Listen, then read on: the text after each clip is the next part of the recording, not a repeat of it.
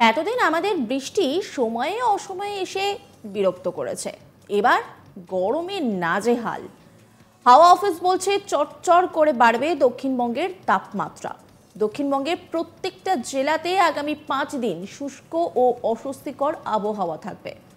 ইতিমধ্যে বেশ কয়েকটা জায়গায় তাপপ্রবাহের সতর্কতা জারি করা হয়েছে আবহাওয়া দপ্তরের তরফে।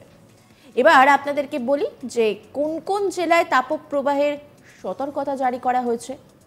পুরুলিয়া, বাঁকুড়া, পশ্চিম বর্ধমান, পশ্চিম মেদিনীপুর, ঝাড়গ্রাম জেলায় তাপপ্রবাহের সতর্কতা জারি করা হয়েছে। আগামী 3 থেকে 5 তারিখ পর্যন্ত এই সতর্কতা জারি থাকবে। তাপমাত্রা ছাড়িয়ে যাবে 40 ডিগ্রি সেলসিয়াসের গণ্ডি।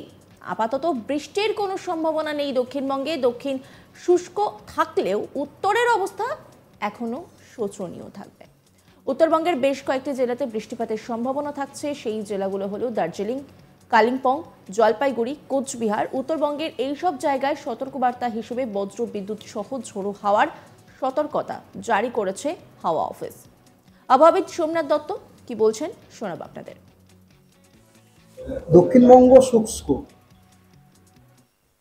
উত্তরবঙ্গতে বেশ কয়েকটি জেলাতে বৃষ্টিপাত হবে। এগুলো হচ্ছে দার্জিলিং, কালিম্পং, জলপাইগুড়ি, কোচবিহার। এবং বৃষ্টিপাতের যে স্পেশিয়াল ডিস্ট্রিবিউশনটা ওটা প্রতিদিন একরকম থাকবে না। কখনো এটা যেমন ধরুন আজকে দার্জিলিং এবং কালিম্পংয়ে স্ক্যাটার্ড রেনফল বলা হয়েছে, এবং অন্য যে জেলাগুলো বললাম সেগুলোতে আইসোলেটেড রেনফল তো কিন্তু রেনফল আছে দক্ষিণবঙ্গের এই কয়েকটা জেলাতে, উত্তরবঙ্গের এই কটা জেলাতে। এবং উত্তরবঙ্গের এই কটি জেলাতে সতর্কবাণীও আছে থান্ডারস্টর্ম, রেন।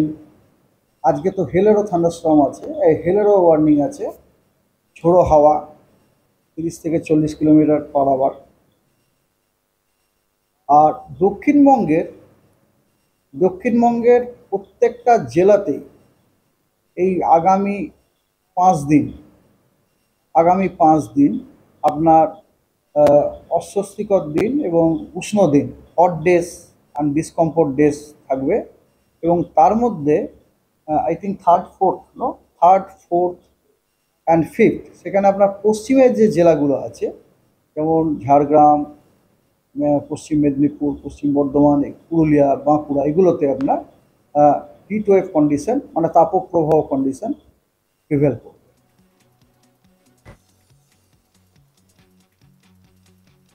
সম্ভাব্য তাপপ্রবাহের কথা মাথায় রেখে কিছু সাবধানতার কথাও জানিয়েছে হাওয়া অফিস।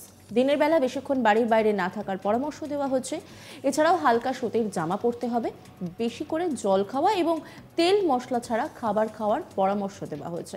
অন্যদিকে রবিবার ময়নাগুড়িতে মিনি টর্নেডোই হয়েছে জানিয়েছে আলিপুর আবহাওয়া দপ্তর। এই ধরনের টর্নেডোর পূর্বাভাস দেওয়া যায় না।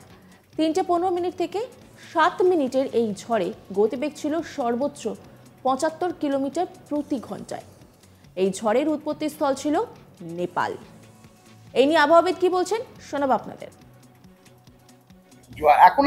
এখন একটা অদ্ভুত আমাদের মধ্যে ট্র্যাডিশন, যাই হোক না কেন সবকিছু কি জলবায়ু পরিবর্তনের জন্য বলে দিই আর কি।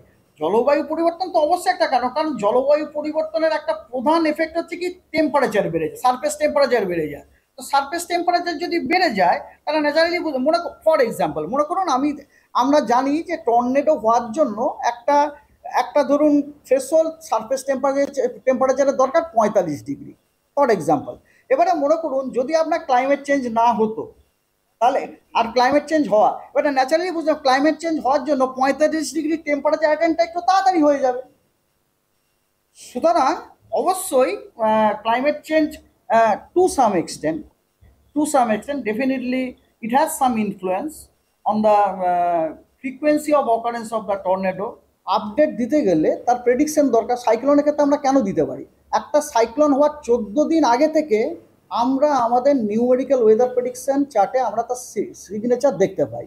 এবারে কথা হচ্ছে কি এই যে প্রেডিকশন স্কিলটা নির্ভর করছে যে ওয়েদারটা তার স্কেলটা। টর্নেডো প্রচণ্ড ছোট স্কেলের একটা ফেনোমেনা, ওই ছোট স্কেলের ফেনোমেনার এত আর্লি প্রেডিকশন করার ক্ষমতা শুধু আমাদের কথা ছিল, এমনকি ইউএসএতেও নেই এখনো পর্যন্ত টর্নেডোটা আমরা অবজার্ভ করি টর্নেডো লাইক সিচুয়েশন যখন, এই জন্য আমরা টর্নেডো বলতে পারি না। দেখুন কালকে সকালেও যখন মিডিয়া ব্রিফিং হয়েছিল তখন কিন্তু আমরা থান্ডারস্টর্মের কথা কিন্তু বলেছি। আমরা খুব বেশি হলে থান্ডারস্টর্ম না, এখন থেকে যদি আমাকে জিজ্ঞেস করে 4টের সময় টর্নেডো হবে কিনা, আই ডোন্ট নো বিশ্বাস weather will be able to tell or not. না এখনো পর্যন্ত আমাদের যে ইনফ্রাস্ট্রাকচার, আমার যতটুকু জ্ঞান বুদ্ধি, তাতে মনে হয় খুব বেশি হলে একটা সিভিয়ার থান্ডারস্টর্ম আমরা বলে দিতে পারি। হ্যাঁ, tornado prediction is very very difficult. এতদিনকে কিন্তু আমরা যে ছবিটা দেখেছি যে বৃষ্টির সময় অসময়ে আসছে আর তারপরেই কিন্তু বেশ বিরক্ত করছে। বসন্ততেও আমরা সেই ছবি দেখেছি, মোটামুটি পুজো থেকে যদি আমরা দেখতে থাকি তাহলে কিন্তু এই ছবিই দেখেছি। পুজোর আগেও বৃষ্টি হয়েছে, পুজোর মধ্যেও কিন্তু একটা কাঁটা ছিল বৃষ্টি, তারপরে বসন্ততেও সেই ছবিই দেখেছি।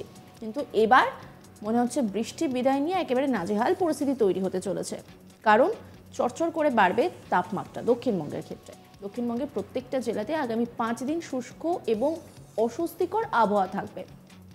ইতিমধ্যেই বেশ কয়েকটা জায়গায় তাপপ্রবাহের সতর্কতা জারি করা হয়েছে আবহাওয়া দপ্তরের তরফে। এবার আপনাদেরকে বলি যে কোন কোন জেলায় তাপপ্রবাহের সতর্কতা জারি করা হয়েছে। পুরুলিয়া, বাঁকুড়া, পশ্চিম বর্ধমান, পশ্চিম মেদিনীপুর, ঝাড়গ্রাম জেলায় তাপপ্রবাহের সতর্কতা জারি করা হয়েছে। আগামী 3 থেকে 5 তারিখ পর্যন্ত এই সতর্কতা জারি থাকবে। তাপমাত্রা ছাড়িয়ে যাবে 40 ডিগ্রি সেলসিয়াসের গণ্ডি। আপাতত বৃষ্টির কোনো সম্ভাবনা নেই দক্ষিণবঙ্গে। দক্ষিণ শুষ্ক থাকলেও উত্তরের অবস্থা কিন্তু শোচনীয়। উত্তরবঙ্গের বেশ কয়েকটি জেলাতে বৃষ্টিপাতের সম্ভাবনা থাকছে। দার্জিলিং, কালিম্পং, জলপাইগুড়ি, কোচবিহার, উত্তরবঙ্গের এইসব জায়গায় সতর্কবার্তা হিসেবে বজ্রবিদ্যুৎ সহ ঝোড়ো হাওয়ার সতর্কতা জারি করেছে হাওয়া অফিস। আবহাওয়াবিদ কি বলছেন শোনাবো আপনাদের। দক্ষিণবঙ্গ শুষ্ক, উত্তরবঙ্গতে বেশ কয়েকটি জেলাতে বৃষ্টিপাত হবে। এগুলো হচ্ছে দার্জিলিং, কালিম্পং, জলপাইগুড়ি, কোচবিহার। এবং বৃষ্টিপাতের যে স্পেশাল ডিস্ট্রিবিউশনটা ওটা প্রতিদিন একরকম থাকবে না। কখনো এটা যেমন ধরুন আজকে দার্জিলিং এবং কালিম্পংয়ে স্ক্যাটার্ড রেনফল বলা হয়েছে, এবং অন্য যে জেলাগুলো বললাম সেগুলোতে আইসোলেটেড রেনফল তো কিন্তু রেনফল আছে দক্ষিণবঙ্গের এই কয়েকটা জেলাতে, উত্তরবঙ্গের এই কটা জেলাতে। এবং উত্তরবঙ্গের এই কটি জেলাতে অন্যান্য খবরের আপডেটের জন্য অবশ্যই নজর রাখুন আজ তাক বাংলার ইউটিউব স্ট্রিমিংয়ে।